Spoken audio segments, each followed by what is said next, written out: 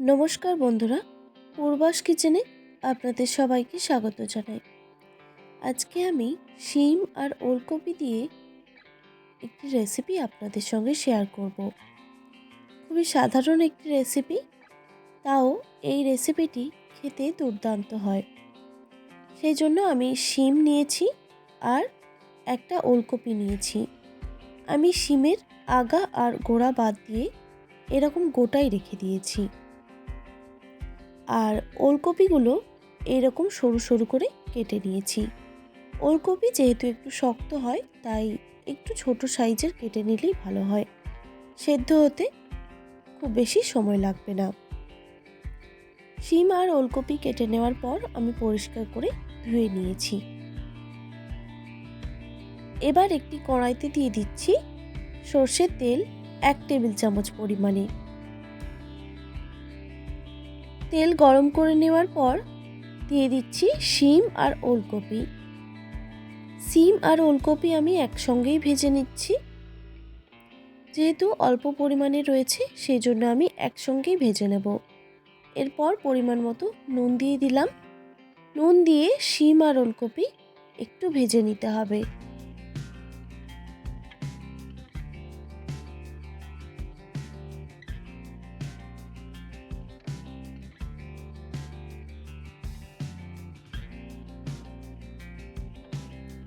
শিম ওলকপি যাতে একটু সেদ্ধ হয়ে যায়, সেজন্য একটি ঢাকনা দিয়ে ঢেকে রেখে দিলাম প্রায় 2 মিনিটের জন্য।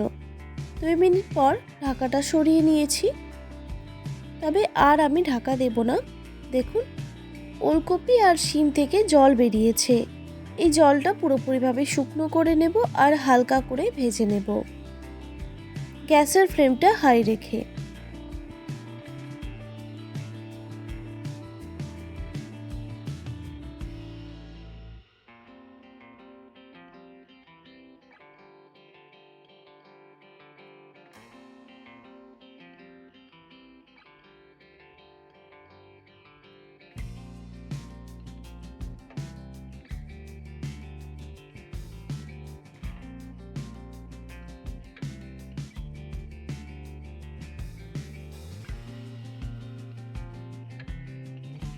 বন্ধুরা, কিছুক্ষণ আমি শিম আর ওলকপি ভেজে নিয়েছি।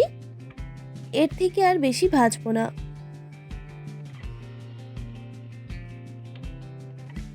সবজি খুব বেশি ভাজা হয়ে গেলে কিন্তু সবজির গুণাগুণটাই নষ্ট হয়ে যায়, তাই খুব বেশি ভাজার কোনো দরকার নেই। এবার আমি সবজিগুলো একটি পাত্রে নামিয়ে রেখে দিলাম। তারপর ওই কড়াইতেই আবারও দিয়ে দিচ্ছি 3 টেবিল চামচ পরিমাণে সর্ষের তেল।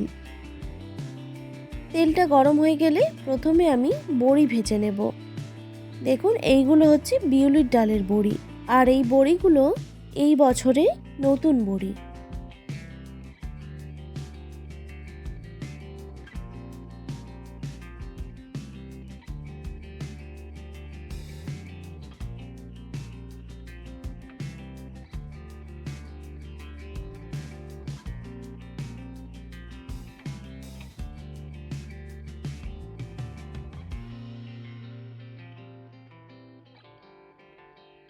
বড়ি ভাজতে বেশিক্ষণ টাইম লাগে না, তো গ্যাসের ফ্লেমটা হাই রেখে আমি বড়িগুলো লাল লাল করে ভেজে নিয়েছি। এবার তুলে নিচ্ছি।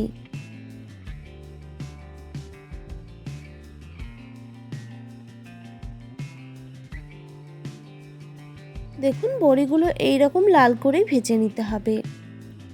তারপর বাকি তেলের মধ্যেই আমি রান্নাটা করব। সেজন্য ওই তেলের মধ্যে দিয়ে দিলাম একটা তেজপাতা আর একটা শুকনো লঙ্কা। তারপর দিয়ে দিচ্ছি 1/2 টেবিল চামচ 5 ফোড়ন। এবার ফোড়নটাকে খুব ভালোভাবে ভেজে নিতে হবে।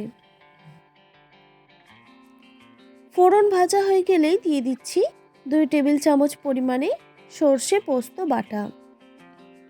আমি সর্ষে আর পোস্ত একসঙ্গে মিক্সিতে বেটে রেখেছিলাম, সেটা এখানে 2 টেবিল চামচ পরিমাণে দিয়ে দিলাম।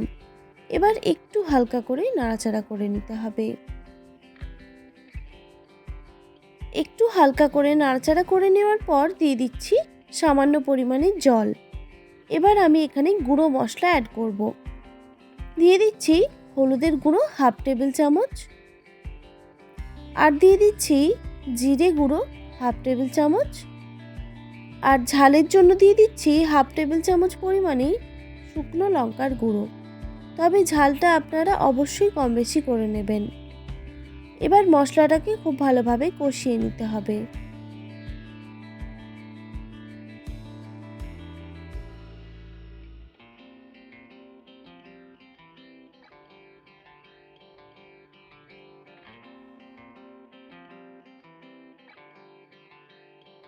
বন্ধুরা, মশলাটাকে আমি খুব ভালোভাবে কষিয়ে নিয়েছি। তারপর ভেজে রাখা শিম ওলকপি এর মধ্যে দিয়ে খুব ভালোভাবে কষিয়ে নেব। একটি ভিডিও ক্লিপ ডিলিট হয়ে যাওয়ার কারণে সেটা আমি আপনাদের দেখাতে পারলাম না, তো সেই জন্য আমি খুবই দুঃখিত। তো বন্ধুরা, শিম আর ওলকপি মশলার সঙ্গে খুব ভালোভাবে কষিয়ে নিয়েছি। এবার দিয়ে দিচ্ছি পরিমাণ মতো জল। আমি এরকম ছোট বাটির মাপ করে 2 বাটি জল দিয়ে দিচ্ছি।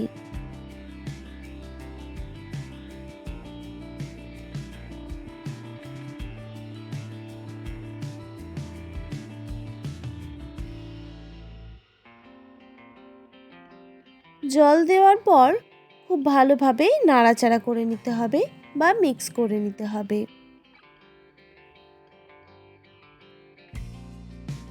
এবার একটা ঢাকনা দিয়ে ঢেকে দিচ্ছি প্রায় 2 মিনিটের জন্য। 2 মিনিট পর ঢাকাটা আমি সরিয়ে নিলাম। তো বন্ধুরা, জলটা কিন্তু একটু একটু ফুটে আসছে, আর এই সময় গ্যাসের ফ্লেমটা অবশ্যই হাই রাখতে হবে। তো ওলকপি আর শিম সেদ্ধ প্রায় হয়েই এসেছে, আর একটু সেদ্ধ হবে। এই সময় দিয়ে দিচ্ছি ভেজে রাখা বড়ি। বড়িগুলো দেওয়ার পর আবারও খুব ভালোভাবে মিক্স করে নিচ্ছি। এবার এইভাবে গ্যাসের ফ্লেমটা মিডিয়ামে রেখে আমি সবজিগুলোকে ঝোলের মধ্যে ফুটতে দেব প্রায় 5 থেকে 7 মিনিটের জন্য।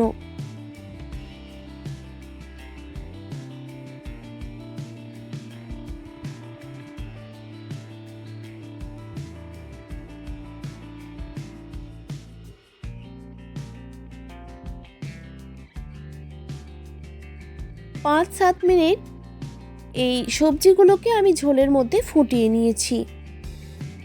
তো সবজিগুলো বেশ সুন্দরভাবে সুসেদ্ধ হয়ে গেছে। এবার এর মধ্যে যে এই ঝোলটা রয়েছে, এই ঝোলটা কিন্তু একটু শুকনো করে নেব।